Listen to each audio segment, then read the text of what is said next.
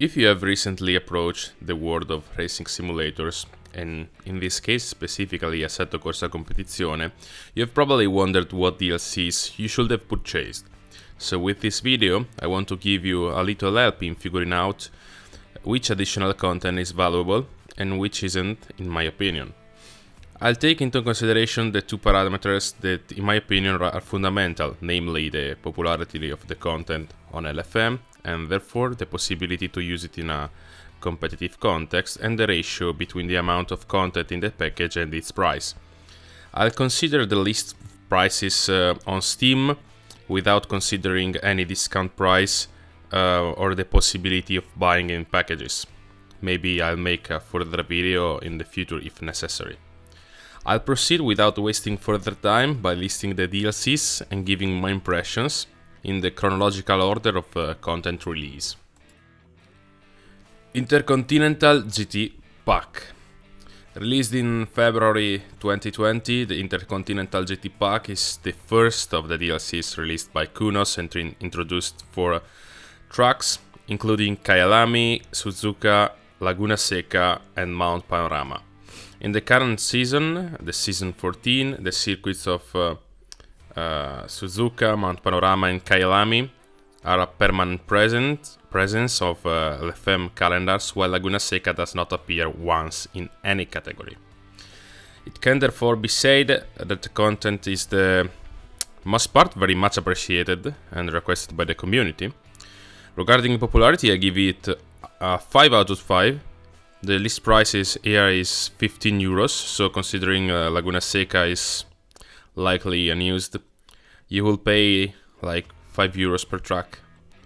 Very cheap considering the prices of the competitor. So the rating of the price is 5 out of 5, so this DLC is 5 out of 5 overall.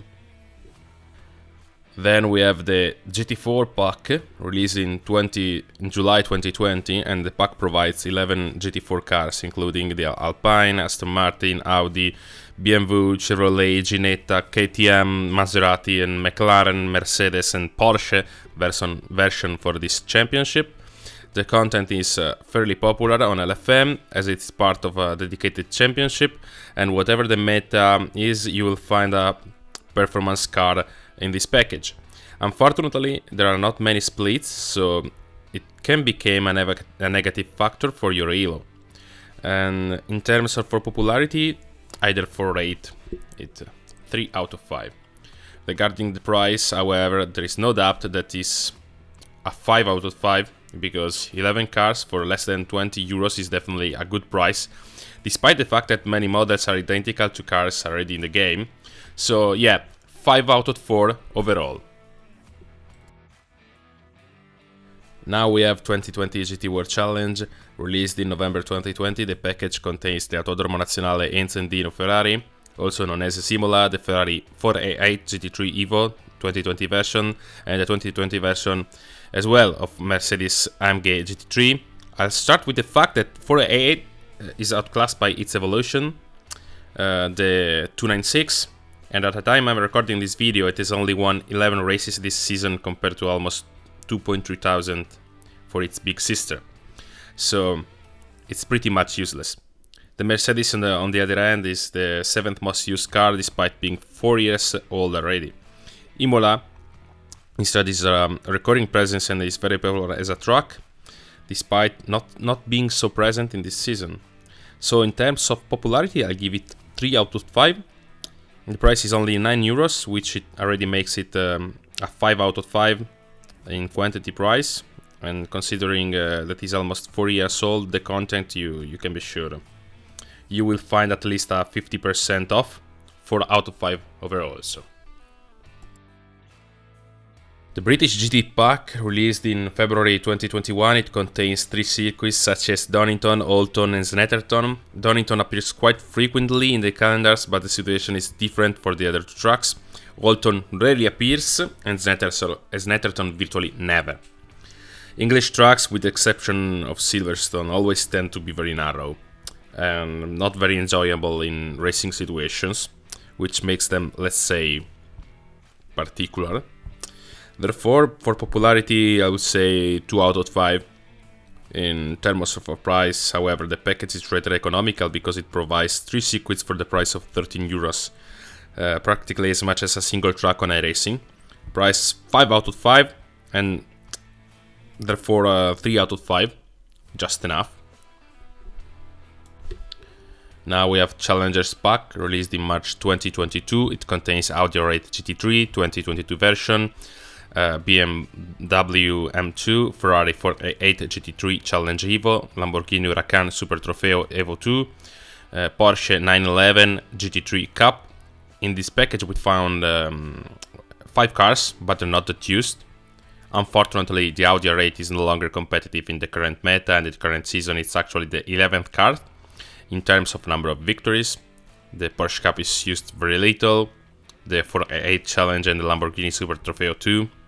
Just the BMW as a dedicated championship instead, but the situation is identical that already mentioned for the GT4. So unless you really want to drive the Audi, there's not much there. 2 out of 5 for Grace Received, thanks to the M2 championship in popularity. The price is 11 euros for 5 cars, but given the usefulness of the contents, it is not very convenient. 3 out of 5. This DLC is insufficient in my opinion, so 2.5 out of 5 overall. Then we have the American Track Pack, released in June 2022, contains 3 circuits. Circuit of Texas Austin, also known as Escota, Indianapolis and Watkins Glen.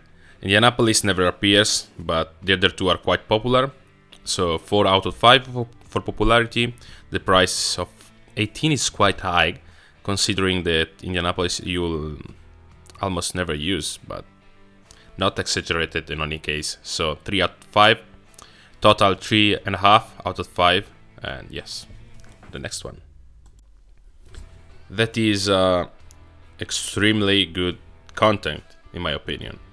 The 2023 GT World Challenge Pack, released in April 2023, contains the first and the third cars in terms of wins and usage respectively. The Ferrari 296 GT3 and the Porsche 992 GT3R are incredibly used and fast in this meta. Add to this the Lamborghini Huracan GT3 Evo 2, which is the 6th choice on LFM community, and we already have an exceptional package. Add to that the circuit of Valencia, and is a first set 5 out of 5. The price is only 13 euros for all of these, which probably makes it the best DLC in the game. 5 out of 5 for price and overall. And finally we are into the GT2 pack, released earlier this year. It finally adds all the GT2s and the Red Bull Ring. Unfortunately, it is only possible to use them in endurance races and in the Nordschleife Championship, which requires you to have the latest DLC released. Luckily, the Austrian circuit saves the package, considering that it's present in every LFM series. 3 out of 5 for popularity. The price is 18 euros, which, considering the release of 6 cars and the circuit, I find it honest but not exceptional. 3 out of 5 for the price and overall. And then we are to the latest released DLC, the 24 hours Nürburgring. This is the latest content released, as I said, released this April only. Contains only the Nordschleife track at the price of 13 euros. Considering the length of the track, and the prices we encountered in the previous DLCs, I'm forced to give 3 out of 5 regarding the price. But in terms of popularity, we can say that the 2 dedicated championship work in its favor, and are worth 5 out of 5.